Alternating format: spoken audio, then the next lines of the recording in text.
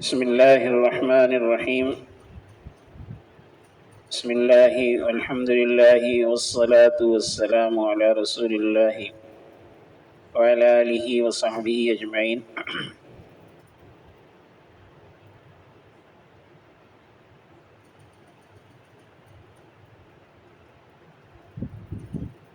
حضرت سیدنا فاروق اعظم رضی اللہ تعالی عنہ کی کرامات میں سے ایک کرامت یہ بھی ہے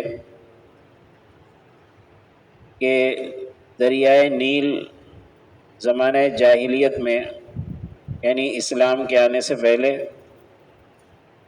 اس وقت تک نہیں چلتا تھا جب تک کہ اس میں ہر سال ایک کنواری لڑکی نہ ڈال دی جائے۔ یہ زمانے جاہلیت میں دریائے نیل کا دستور تھا، اور اس علاقے میں مصر میں لوگ اس پر عمل کرتے تھے کہ ہر سال ایک کنواری لڑکی کو دریا میں ڈال دیتے تھے، اور اس کے بعد وہ دریا جاری ہوتا تھا، ورنہ وہ رک جاتا تھا۔ کیونکہ اللہ تعالیٰ کا یہ ارشاد ہے کہ لوگ جس طرح مجھ سے گمان کرتے ہیں میں ان کے ساتھ ویسا ہی معاملہ کرتا ہوں، تو انہوں نے یہ گمان پکا کر لیا کہ اس کے بغیر دریا جاری نہیں ہوگا، تو وہ جاری ہی نہیں ہوتا تھا۔ جب اسلام کا دور ہوا، یعنی مصر فتح ہوا، اور مصر کو حضرت عمرو بن عاص رضی اللہ عنہ نے فتح کیا، اور نیل کے جاری ہونے کا وقت آیا، تو دریائے نیل پرانے طریقے کے مطابق جاری نہیں ہوا۔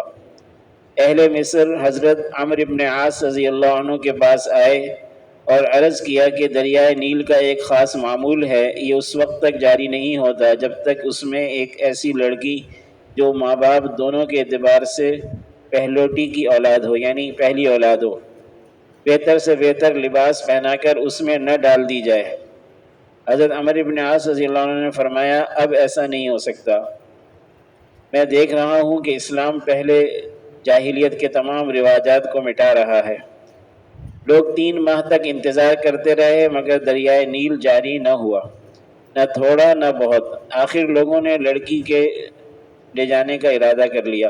حضرت عمرو بن عاص رضی اللہ عنہ نے حضرت عمر فاروق رضی اللہ عنہ کو یہ واقعہ لکھا، مصر سے خط لکھا مدینہ منورہ۔ تو حضرت عمر فاروق رضی اللہ عنہ نے جواب میں لکھا کہ آپ نے ٹھیک کیا، بے شک اسلام پہلے رواجوں کو مٹا رہا ہے، میں آپ کے پاس ایک پرچہ بھیج رہا ہوں، اس کو دریائے نیل میں ڈال دیجئے۔ حضرت عمر بن عاص رضی اللہ عنہ نے پرچہ ڈالنے سے پہلے اس پرچے کو کھولا تو اس میں یہ لکھا تھا، امیر المومنین عمر کی جانب سے مصر کے دریائے نیل کی طرف، اما بعد، اگر تو اپنی جانب سے جاری ہوتا تھا تو جاری مت ہو، اور اگر تجھ کو اللہ واحد قہار ہی جاری کرتا تھا تو ہم اللہ واحد قہار سے دعا کرتے ہیں کہ وہ تجھے جاری کر دے۔ حضرت عمر بن عاص رضی اللہ عنہ نے یوم الصلیب سے ایک دن پہلے وہ پرچہ دریائے نیل میں ڈال دیا۔ مصر کے لوگ لڑکی کے لے جانے اور شہر سے نکلنے کی تیاری کر چکے تھے۔ صبح ہوئی تو اللہ تعالیٰ نے اس دریا کو 16 ہاتھ پانی کے ساتھ رات میں جاری فرما دیا تھا، یعنی 16 ہاتھ کے معنی 8 گز اونچا، اتنا اونچا جو ہے وہ جاری ہو چکا تھا، اور اس کے بعد سے اب تک جو ہے 1400 سال ہو گئے، کبھی نہیں رکا۔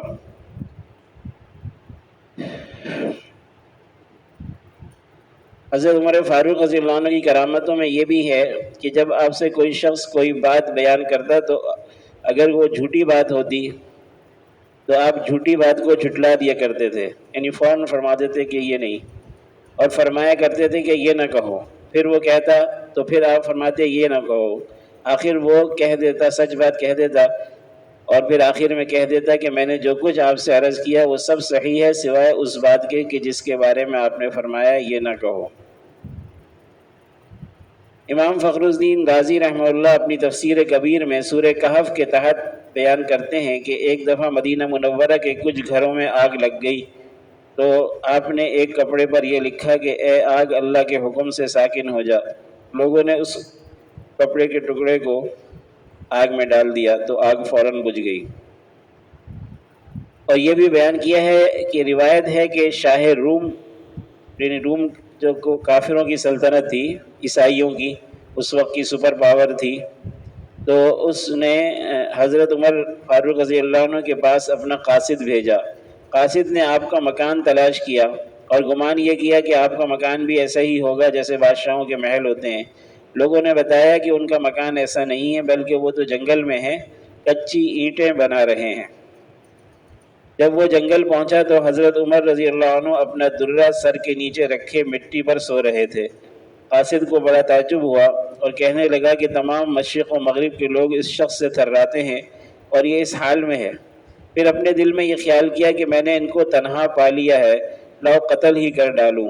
تلوار اٹھائی تو اللہ تعالیٰ نے زمین میں سے 2 شیر نمودار کر دیے اور وہ شیر اس آدمی کی طرف بڑھے۔ وہ ڈرا اور تلوار ہاتھ سے گرا دی۔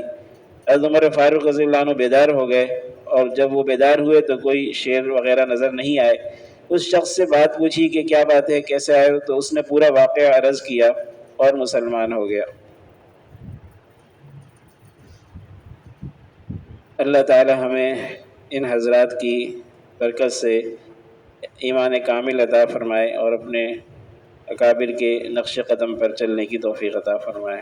سبحان اللہ و بحمدہ، سبحان اللہ العظیم۔